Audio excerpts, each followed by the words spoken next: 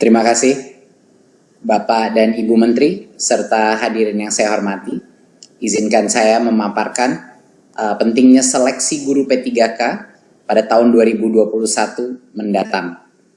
Saya sudah banyak berkeliling ke sekitar Indonesia, berbagai macam daerah, dan setiap kali saya menemui guru-guru honorer, ada banyak sekali dari mereka yang punya hati nurani, yang tulus untuk mengajar, dan punya berbagai macam inovasi dan motivasi untuk belajar.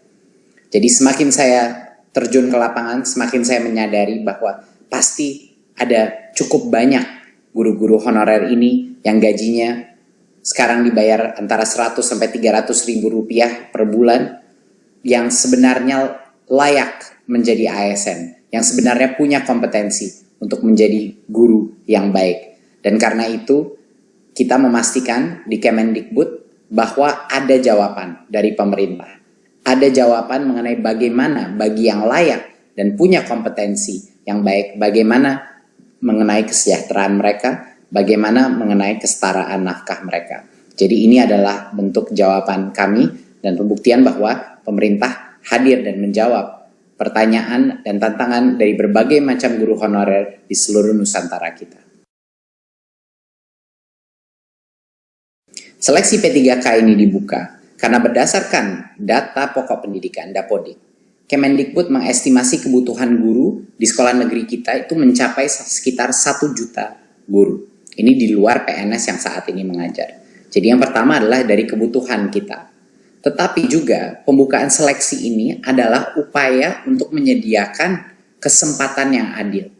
Kesempatan yang untuk para guru-guru honorer kita yang terbaik untuk membuktikan kompetensi mereka tanpa kita batasi. Jadi ini juga adalah bagian daripada filsafat Merdeka Belajar, di mana setiap guru-guru kita, guru-guru honorer di seluruh Nusantara kita, bisa punya kemerdekaan untuk membuktikan dirinya. Apakah mereka punya kompetensi untuk diangkat menjadi ASN sehingga meningkatkan nafkah mereka dan kesejahteraan mereka. Pemerintah membuka kesempatan bagi guru-guru honorer di sekolah negeri dan di swasta yang terdaftar di Dapodik. Ini juga termasuk guru eks tenaga honorer kategori 2 yang belum pernah lulus seleksi menjadi PNS atau P3K sebelumnya. Dan yang kedua adalah untuk lulusan PPG yang saat ini tidak mengajar. Jadi dua-duanya boleh diberikan kesempatan di tahun 2021 untuk mengikuti tes seleksi ini.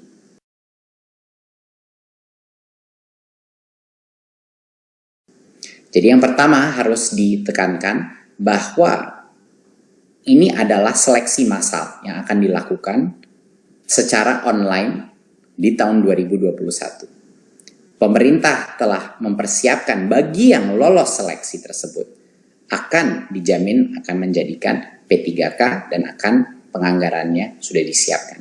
Tetapi masih harus lolos seleksi. Jadi salah satu pesan yang terpenting bagi teman-teman media juga dalam pengumuman ini dipastikan bahwa ini adalah seleksi di tahun 2021. Jadinya apa yang membuat seleksi ini berbeda dari sebelum-sebelumnya? Dulu formasi guru P3K itu terbatas. Dan ada kuota-kuotanya, jadi banyak sekali guru-guru honorer kita harus menunggu dan mengantri untuk bisa membuktikannya. Di tahun 2021 ini akan berubah. Semua guru honorer dan lulusan PPG bisa mendaftar dan mengikuti tes seleksi tersebut. Dan semua yang lulus seleksi akan dijamin menjadi guru P3K hingga batas sampai dengan 1 juta guru. Nah, berarti ini yang sangat penting. Walaupun kami sudah membuka formasi sebesar dengan 1 juta guru, yang akan menjadi P3K adalah yang lulus seleksi. Jadi kalau yang lulus seleksi cuma sebagian dari itu, itulah yang di tahun 2021 akan menjadi guru P3K. Nah, agar pemerintah bisa mencapai target ini, pemerintah pusat mengundang pemerintah daerah untuk mengajukan formasi sebanyak mungkin sesuai dengan kebutuhannya. Nah, ini sangat penting karena pada saat ini masih banyak sekali formasi yang kita dapatkan itu baru sekitar 200 ribu. Padahal kita mengetahui bahwa kebutuhan guru ASN kita jauh lebih besar dari itu, sampai dengan 1 juta. Jadinya masih ada gap, masih ada yang harus kita tutupi, perbedaan antara formasi yang sudah diterima sama jumlah yang seharusnya ada. Jadi kami mohon semua pemerintah daerah untuk mengajukan formasi sebanyak-banyak mungkin sesuai dengan kebutuhannya, ya. Karena kalau lolos tes P3K ini, anggarannya akan dijamin oleh pemerintah pusat, akan sudah disiapkan, tidak perlu khawatir. Jadi ini perbedaannya dari yang dulu. Dulu formasi itu terbatas, di tahun 2021 semuanya akan bisa mengikuti tes online tersebut dan bisa membuktikan kelayakannya. Yang kedua, sebelumnya setiap pendaftar itu diberikan kesempatan mengikuti ujian seleksi rata-rata sebanyak 1 kali per tahun untuk mengikuti itu. Bedanya di tahun 2021, setiap pendaftar ini diberikan kesempatan beberapa kali. Jadi kalau dia gagal pada kesempatan yang pertama, dia dapat belajar lagi, belajar ulang, dan mengulang ujian hingga 2 kali. Ya, 2 kali lagi. Jadi total itu bisa mengambil 3 kali tes tersebut. Dan ini bisa di tahun yang sama, di tahun 2021, ataupun di tahun berikutnya. Karena ini akan menjadi suatu program yang berkesinambungan. Ketiga, sebelumnya tidak ada materi persiapan untuk para pendaftar. Kemendikbud ingin memastikan bahwa guru-guru honorer kita mendapatkan kesempatan yang adil, bahwa mereka bisa mendapatkan materi pembelajaran secara daring untuk semuanya, untuk membantu pendaftar mempersiapkan diri sebelum ujian seleksi. Jadi kita akan pastikan bahwa akan ada berbagai macam pelatihan online yang bisa dilakukan secara mandiri oleh para guru-guru honorer untuk mempersiapkan diri untuk ujian seleksi ini. Karena standar ujian seleksi ini akan ditentukan dengan standar dengan kualitas yang baik.